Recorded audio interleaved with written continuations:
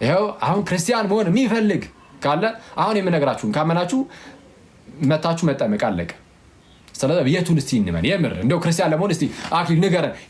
የምር ክርስቲያን ከሆናችሁ እስቲ አሳዩን። ምንድነው እስቲ የምትሉን? ምንድነው እመኑ የምትሉን? እስቲ ንገሩን በሉና አሁን እንናገራለን። ጌታ ይርዳን፣ እናንተንም ይርዳችሁ፣ ሁላችንም ይርዳን።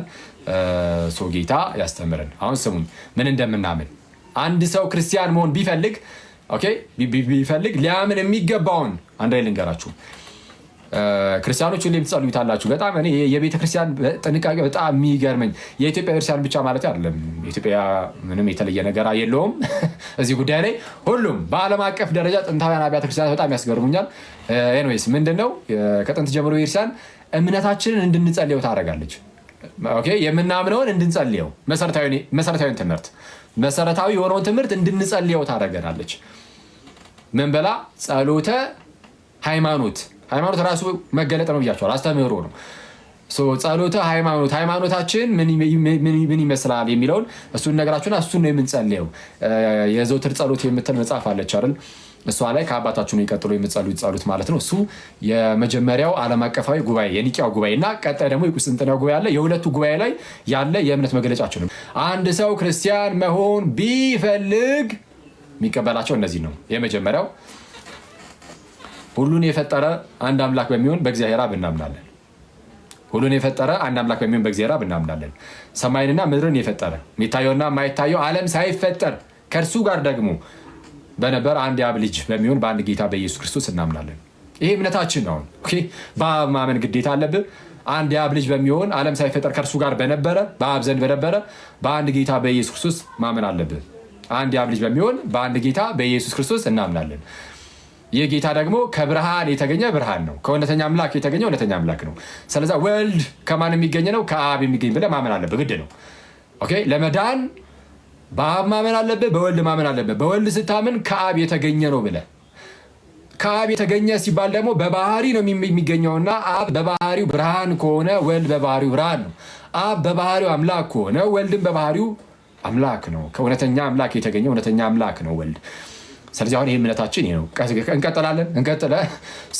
ከብርሃን የተገኘ ብርሃን፣ ከእውነተኛ አምላክ የተገኘ እውነተኛ አምላክ፣ የተወለደ እንጂ ያልተፈጠረ፣ ከዘላለሙም ኢተርናሊ ወልድ ከአብ የሚገኝ ነው። ከአብ ሲገኝ በመፈጠር አይደለም። አብ ወልድን እየፈጠረው ሳይሆን እየወለደው ነው። በመውለድ ነው።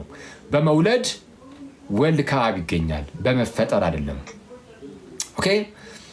በመፈጠር ነው ያለ አርዮስ ሳተ፣ ወደቀ። ኢየሱስ እርሱ እውነተኛ የተባረከ አምላክ ነው። የእግዚአብሔር ቃል አምላክ ነው፣ እግዚአብሔር ነው። ሰው እርሱ የተፈጠረ ሳይሆን የተወለደ ነው ብሎ ማመን አለበት ግዴታ። ሰው ክርስቲያን ለመሆን የተወለደ እንጂ ያልተፈጠረ ማለት አለበት ስለ ቃል ሲናገር፣ ዘላለማዊ ልደቱን ሲናገር። ስለዚህ የተወለደ እንጂ ያልተፈጠረ፣ በባህሪው ከአብ ጋር አንድ የሚሆን ወይም እኩል የሆነ፣ በባህሪው ከአብ ጋር አንድ የሚሆን።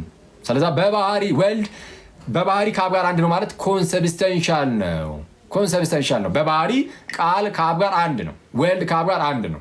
አይለያይም፣ አይነጣጠልም። የተለያዩ ሁለት ባህሪያት አይደሉም ብሎ ማመን አለበት። ልክ ክርስቲያን ለመሆን ከፈለክ የምታምነው ነው። አሁን ገድለ ድርሳናት ብለህ እዛ ጋር ትሄዳለህ። ይሄው ማመን ያለብህን እየነገርኩ ነው። በደንብ አድርገህ ስማ። ፕሮቴስታንት ወንድመቶች ፕሊስ፣ ሙስሊም ወንድመቶችም ካላችሁ ምናልባት ክርስቲያን ለመሆን የምታስቡ ካላችሁ ምን ልታምኑ የሚገባችሁን አሁን እኔ ዛሬ ቀላል አድርጌ እየነገርኳችሁ ነው። በደንብ አድርጋችሁ ስሙ።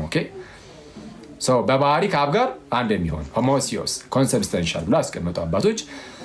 ሁሉ በእርሱ የሆነ ሁሉ በወልድ የሆነ ሁሉ በቃል የሆነ ሁሉ በእርሱ የሆነ ከሆኖም አንዳች እንኳን ያለ እርሱ የሆነ ምንም ምን የለም።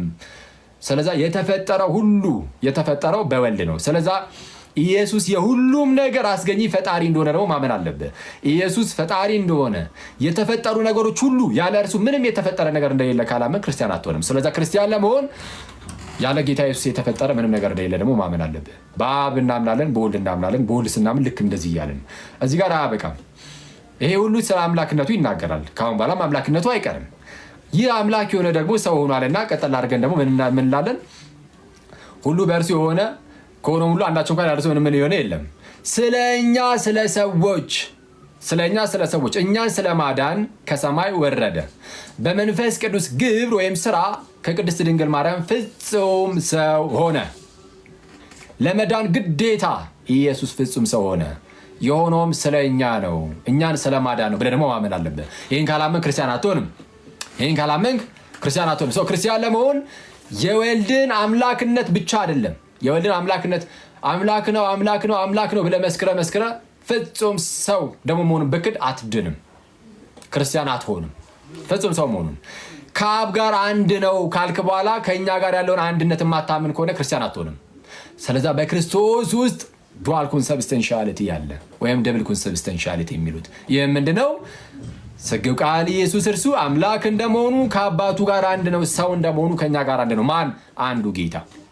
ከፋፍለን ሁለት እያደረግን ሳይሆን የአንዱ ጌታ ሰው እንደመሆኑ ከአባቱ ጋር አንድ ሲሆን፣ ይቅርታ አምላክ እንደመሆኑ ከአባቱ ጋር አንድ ሲሆን፣ ሰው እንደመሆኑ ደግሞ ከእኛ ጋር አንድ ነው። ይህን ማመን አለብን። ስለ እኛ ስለ ሰዎች በመንፈስ ቅዱስ ግብ ከቅድስት ድንግል ማርያም ፍጹም ሰው እንደሆነ ከማን ፍጹም ሰው እንደሆነ? ከቅድስት ድንግል ማርያም። ስለዚህ አሁን ሰው ሆኗል ብቻ ማለት አይደለም፣ እሱን